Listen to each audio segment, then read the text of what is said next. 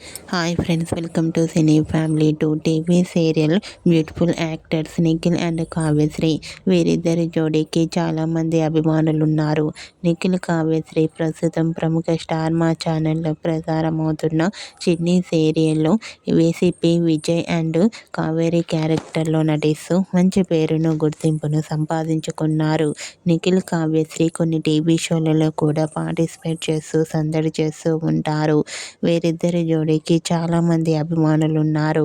అయితే రీసెంట్గా TV serial actress and Chinni serial fame Nikhil Kavyasri real life latest ఫొటోస్ను షేర్ చేశారు.